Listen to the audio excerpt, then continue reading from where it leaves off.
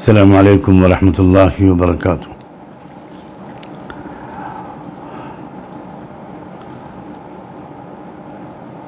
अभी एक दो दिन पहले, बल्कि शायद कल ही, एक वीडियो वायरल हुआ जिससे मुल्क के लोगों को ये पता चला कि लखनऊ के एक साहब ने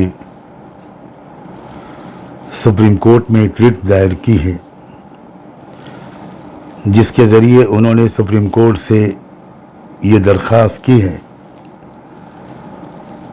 कि कुरान की फलां 26 आयतों को कुरान से निकाल दिया जाए। नेचुरली इस पर पूरे मुल्क में हर तरफ से तबसरे आ रहे हैं, रिएक्शंस आ रहे हैं। मुसलमान उलमा और दानिश्वर हजरात इस सिलसिले में अपने ख्यालात का इजहार कर रहे हैं। इस वीडियो के वायरल होने के बाद से ही मुझसे भी बेशुमार लोग ये उम्मीद कर रहे हैं और मेरी तवज्जो इस तरफ मबजूल कर रहे हैं कि मुझे भी इस पर कुछ रिएक्शन देना चाहिए, कुछ कमेंट्स करने चाहिए।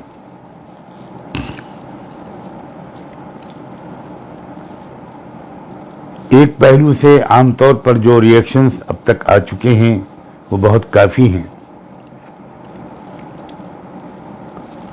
मुस्लिम उलमा ने बिला किसी मसलकी तफरीक के इस जाहिलाना हरकत की सख्त मजम्मत की है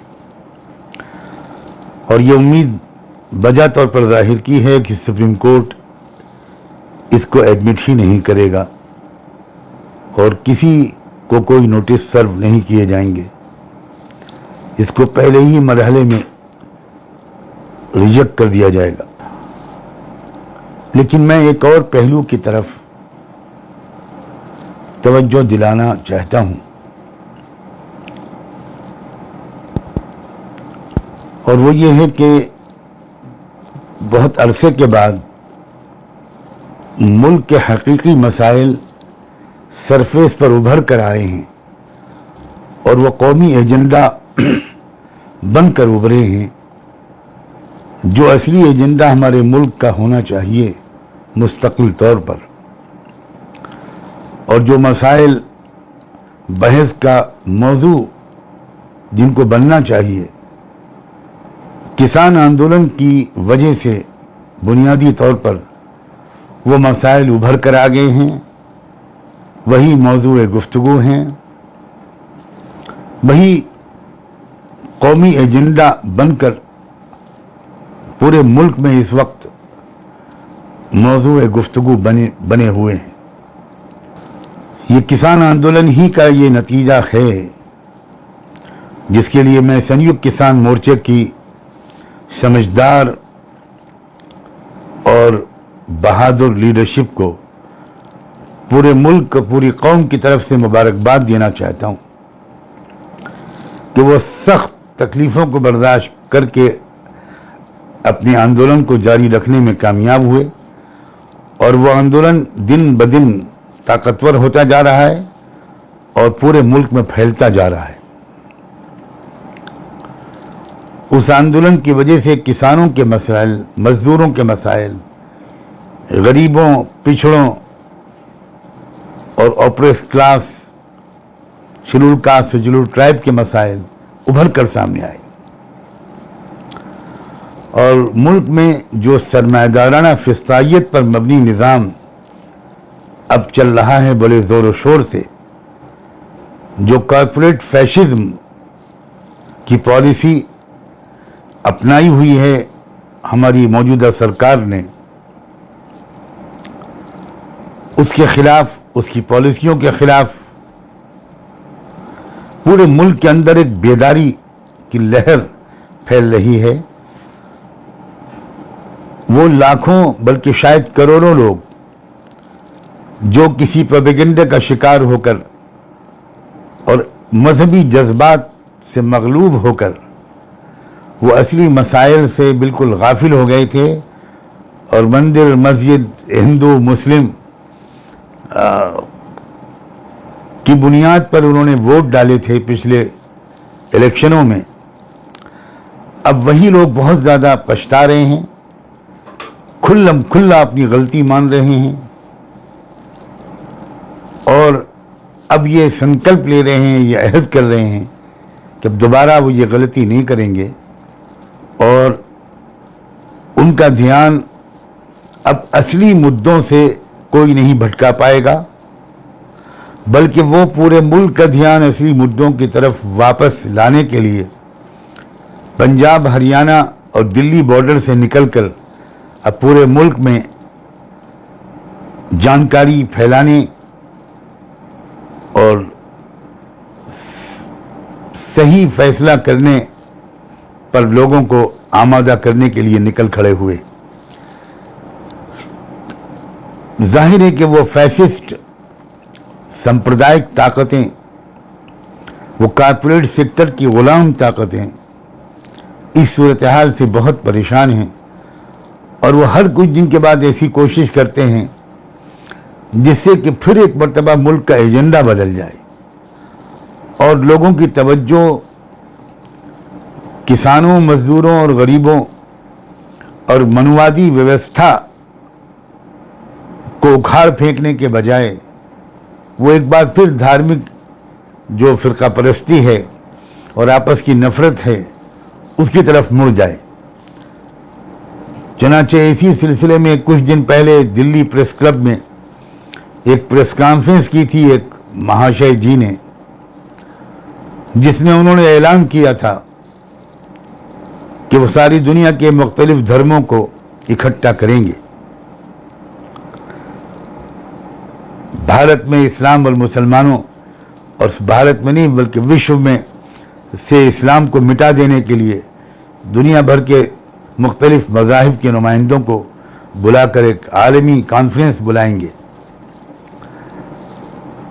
मुझे यकीन है कि ये इशू भी इसीलिए उठाया गया था और उसके लिए दिल्ली प्रेस क्लब में बैठ के प्रेस कॉन्फ्रेंस करके ये कोशिश की गई थी कि ये मुद्दा एक बार उभरे और इसके खिलाफ मुसलमान ख़ास तौर पर एजिटेशन करें, प्रोटेस्ट करें, आवाज़ बुलंद करें और मीडिया एक उसी को उठा दे और उसके नतीजे में किसान आंदोलन और दूसरे जो असली मसाइल हैं, मुद्दे हैं, वो एक बार फिर दबा दिए जाएं और लोगों की तवज्जो उनकी तरफ से हटा दी जाए।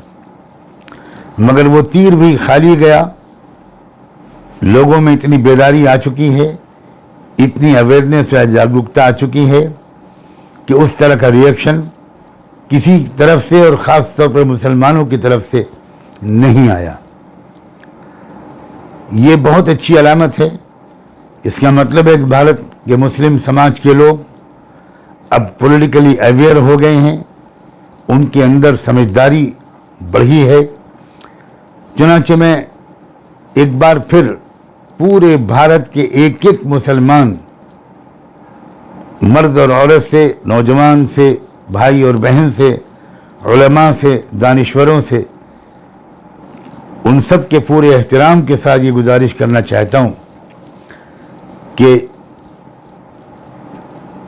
ये जो लखनऊ के एक साहब ने फिर एक नया शगुफा छोड़ा है, एक नया शोशा छोड़ा है, कुरान मजीद की कुछ आयतों के बारे में कुछ जाहिलाना बकवास उन्होंने की है, उस पर भी इसी समझदारी का सबूत देते हुए कोई रिएक्शन न दिया जाए। यकीन रखिए कि कुरान मजीद का एक नुक्ता भी दुनिया की तमाम शैतानी ताकतें मिलकर बदल नहीं सकती, सवाल ही नहीं पैदा होता इसका। आप इत्मीनान से अपने कामों में लगे रहिए और देश के में जो असली मसाइल हैं, जो किसान आंदोलन के ज़रिए से उभर गए हैं, उन्हीं के बारे में चर्चा करते रहिए। उन्हीं मसाइल की तरफ लोगों की तवज्जो मबजूल रहे उसी पर तवज्जो मरकूज रहे और वही मसाइल गुफ्तगू का मौजू बने रहे।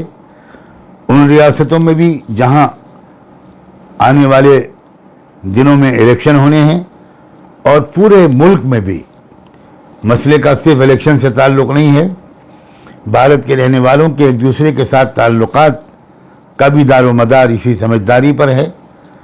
और हमको खुदा का शुक्र अदा करना चाहिए कि ये समझदारी इस वक्त भारत की आवाम में बढ़ रही है और हर आने वाला दिन इसके सबूत फराहम कर रहा है, पेश कर रहा है। इसलिए लखनऊ के फलां साहब की जाहिलाना बातों का भी कोई जवाब न दिया जाए। इज़ा ख़तबहुमुल जाहिलून क़ालू सलामा। कुरान ने हमको एक मैच्योर अंदाज सिखाया है कि जब जाहिल लोग कुछ बोला करें तो बस ये कहा करो कि सलामन, सलामती हो, कोई जवाब मत दो, बहस को तूल मत दो। ये ज़्यादा समझदारी की बात है। मुझे उम्मीद है कि मेरी इस गुजारिश पर लोग ख़ास तवज्जो देंगे और मुल्क के एजेंडे को बदलने की किसी साजिश को कामयाब नहीं होने देंगे। आप सबका बहुत बहुत शुक्रिया। आप सबकी दुआओं का मुहताज हूँ। अल्लाह करे कि हमें हर मौके पर सही स्टैंड लेने और सही कदम उठाने की तौफीक मिले। अल्लाह हाफ़िज़।